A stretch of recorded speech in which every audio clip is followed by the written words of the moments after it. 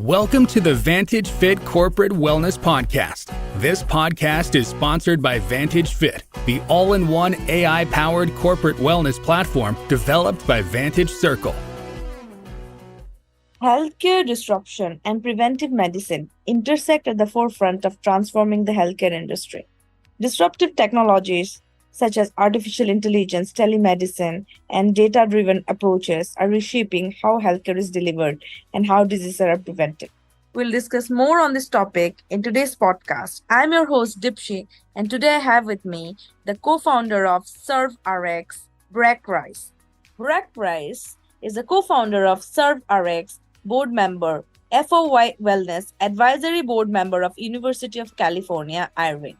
He co-developed the program that is now the largest third-party payer in the country for workers' compensation pharmacy claim, with nearly 20,000 pharmacies in the network covering all 50 states, disrupting the multi-billion-dollar PBM industry in healthcare by removing the PBM middleman, saving self-insured employers and cities millions. Welcome to the show, Breck. Thank you. It's great to be here. Amazing. So we are so glad to have you here today, Breck. So thank you so much for giving us your time. My pleasure. Okay, great. So before beginning with today's topic, so would you like to throw some light about yourself and also about your wellness journey? Sure. So I've been in healthcare now for over 20 years. Started back in 2003, helping community pharmacies all over the United States better serve injured workers. Before the program that was a part of, pharmacies were kind of on their own to figure out when an injured worker would walk in and say that they got hurt on the job, and so they needed a prescription, either usually for pain, inflammation, or an antibiotic. That pharmacy would then have to make a bunch of phone calls and figure out if it was a compensable claim, if the accident really happened at work. There was a lot of verification work that had to be done, and then approvals in order to dispense the medication. So it was really quite, a labor for community pharmacies who really didn't have time to do all of that. And so a company was set up called Third Party Solutions to help take away some of that busy legwork that community pharmacies had to do. And so I was a part of that original grandfather industry to help pharmacies better serve those injured workers so they wouldn't have to wait around for, hours or days for approval. They'd be able to get served that same day without any, hassle or delays or out-of-pocket costs to the patient. So it was a wonderful program. Just about every pharmacy in the entire United States signed up to use that. And then a big pharmacy benefit manager, a PBM, saw the opportunity to roll all of that, those patients into their networks.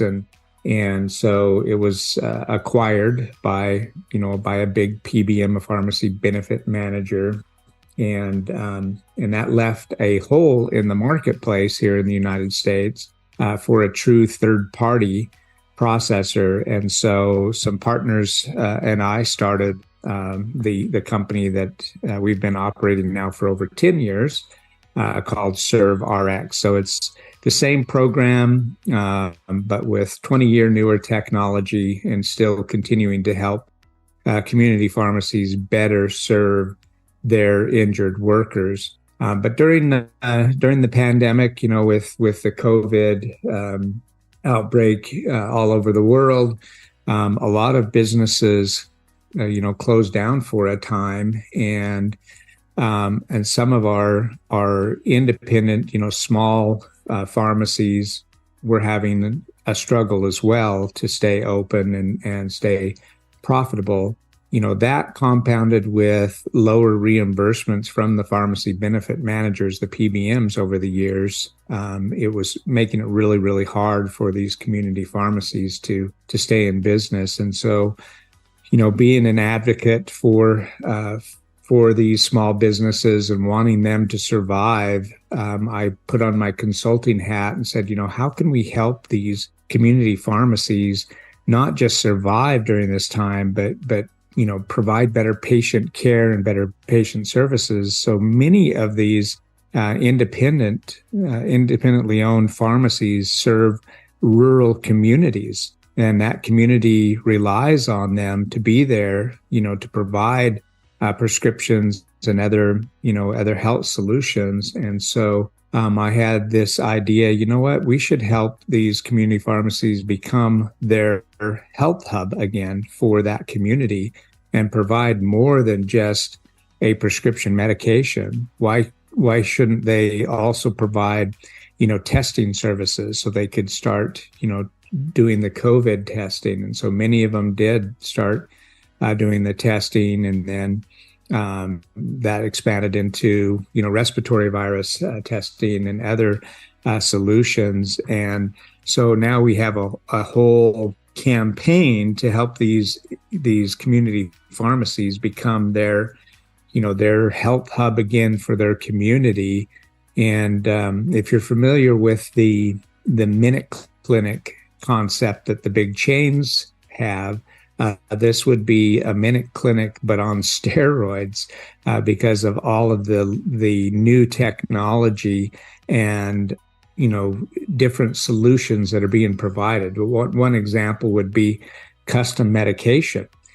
Patients, have different genetic makeup. Their DNA is unique, and not every medication works with patients. In fact, 99% of the human population has one variant in their DNA that doesn't allow them to metabolize certain medications. Well, we can now perform pharmacogenomics, or a DNA test, that will identify the genetic makeup of an individual patient and better determine what the right prescription medication is to help that patient get better. And so there's some really amazing things that we're bringing into these community pharmacies to better serve patients and to have more of a concierge personal experience to help patients not only feel better but actually get better.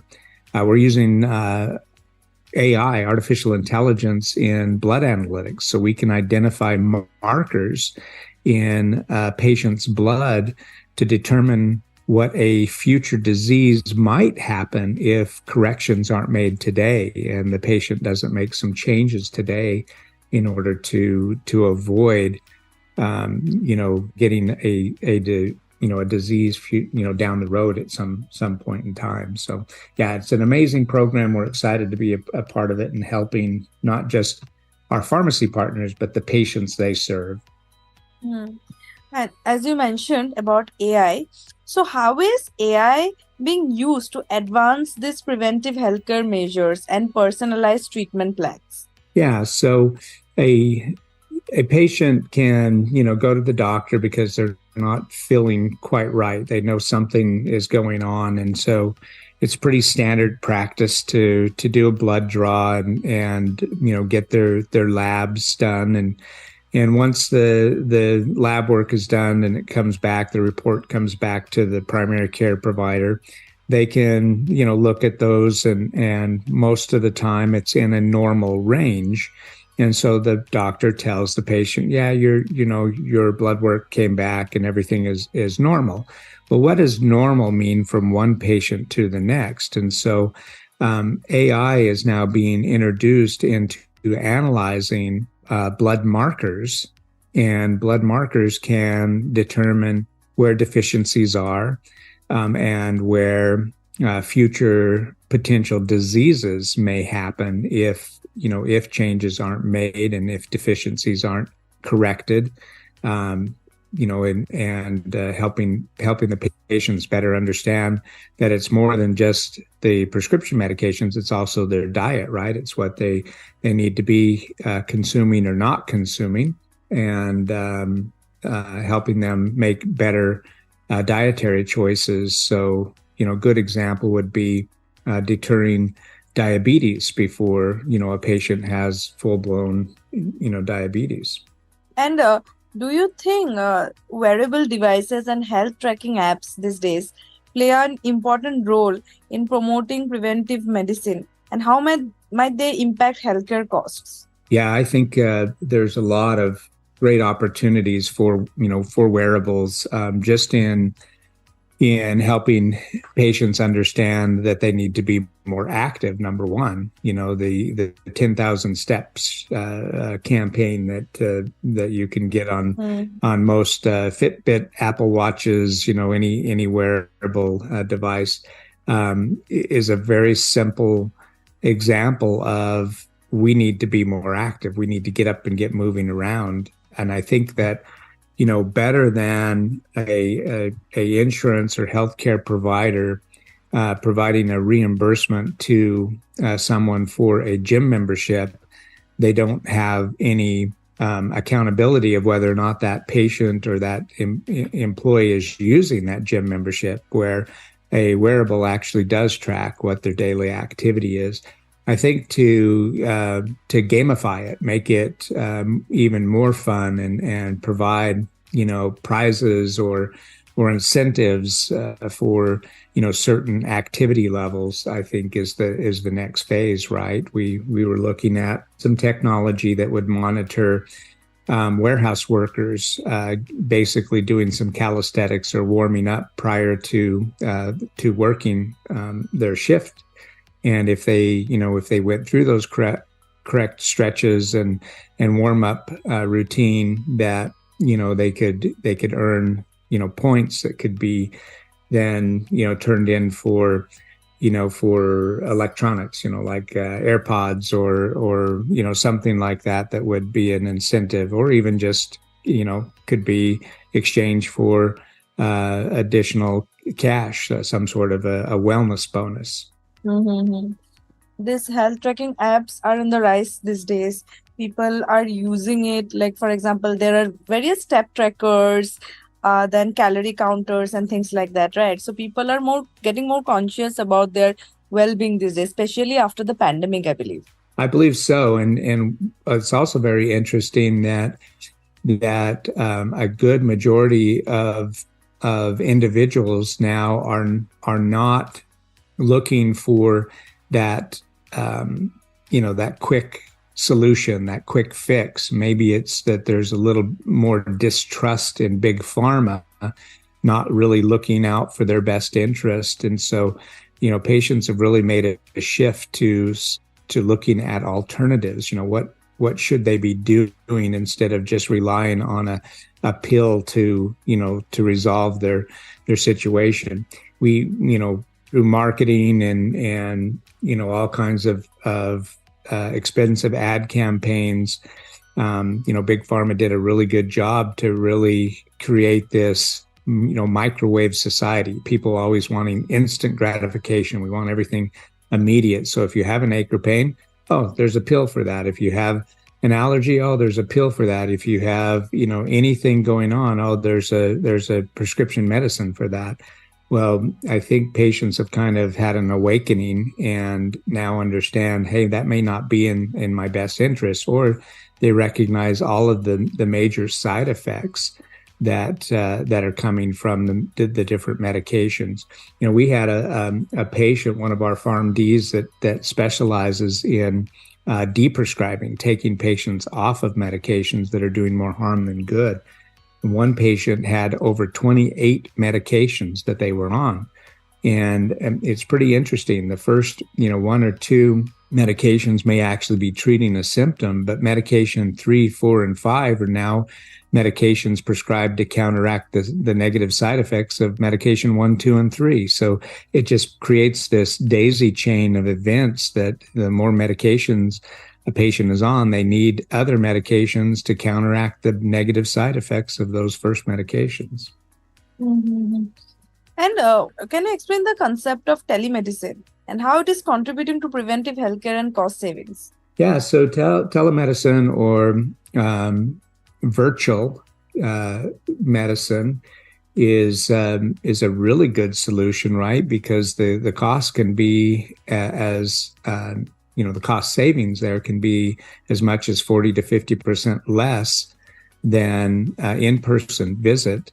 And that actually goes very well hand in hand with the health hub solutions where, community pharmacies can become their community's central location for healthcare, because it's very easy to put in, a telehealth station or virtual care solutions right there at the community pharmacy.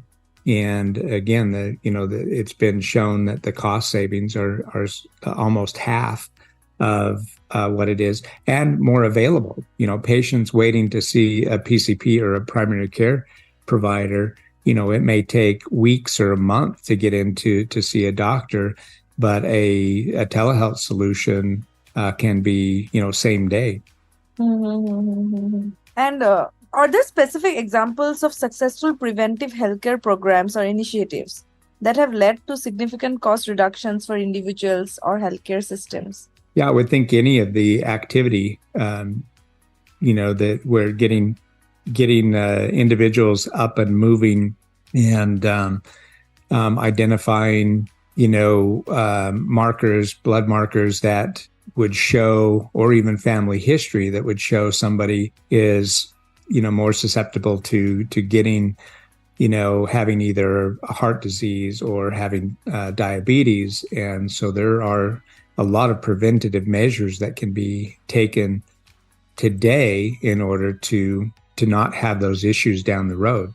Proper nutrition, number one, proper exercise, and even in our senior population, they don't necessarily need to become gym rats, right? And go be at the gym every day, but just simply getting up and moving, moving around and working on their mobility, practicing getting up off of the floor, and getting up and out of a chair, and if they feel like they're starting to have weakness in doing daily activities, certain things that they used to do, even in stability or fall prevention, then they need to work on those areas to strengthen, those muscles and prevent those future falls that may occur.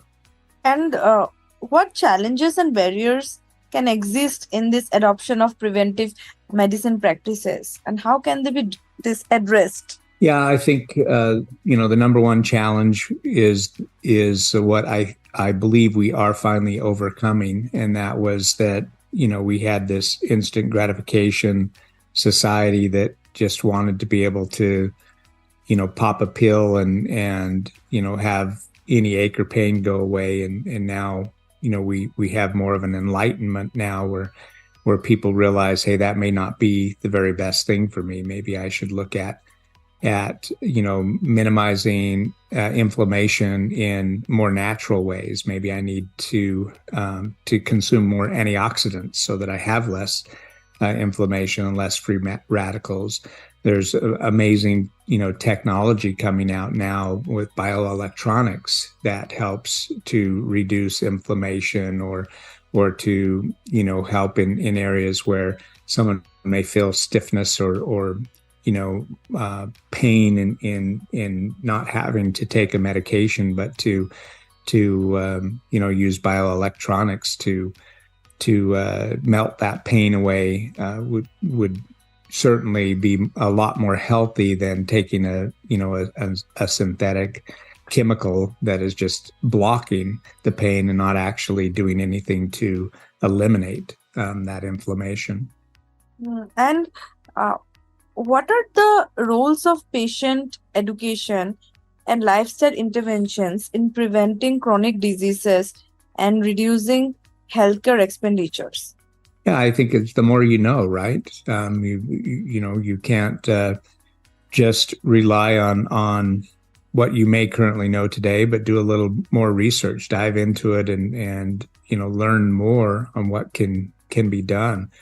I think we may be missing, as a general population, we may be missing the opportunity to really understand nutrition better and to take a conscious effort in eating healthier, eating more natural, less processed foods, and more, more fruits and vegetables and things that are not, already processed and prepared for us. So I think there's a huge opportunity to eliminate a lot of disease, just in understanding inflammation. Out of the 45,000 diseases that we know of, over 90%, it's like 93% of those diseases originate from inflammation. So if you understand, needing to reduce that and to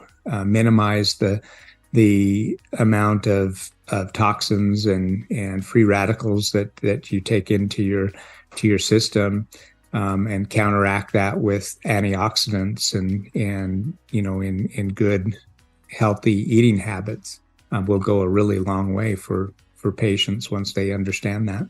Mm-hmm. Okay, so thank you, Breck. With this, we almost come to the end of today's session. Thank you so much for sharing your insights with us. And so last but not the least, would you like to share some more suggestions with our listeners? Yeah, I think that there are some really good resources, as you say, what can patients do to be more educated. One resource that I would really love to, to point individuals to is there's a Facebook group called Healthcare Disruptors. It's also their YouTube healthcare _disruptors is some really good information about how, patients can look at and learn more about the benefits of just healthy living. A really good group of both your traditional medical providers as well as more holistic or functional providers that participate in the Facebook group Healthcare Disruptors. Thank you so much, Breck, for giving us your valuable time today. I hope you had a good session with me, because the session was very insightful for me and I did not know most of the things about this topic. So thank you so much again. Yeah, thank you. This has been a lot of fun. I appreciate you taking the time to interview me. Thank you again. So have a great day ahead. Bye-bye. Thank you. Bye now. Thanks for listening to Vantage Fit Corporate Wellness Podcast. Please do subscribe to Vantage Fit Corporate Wellness Podcast on Apple Podcast, Spotify, and our YouTube channel for new episodes.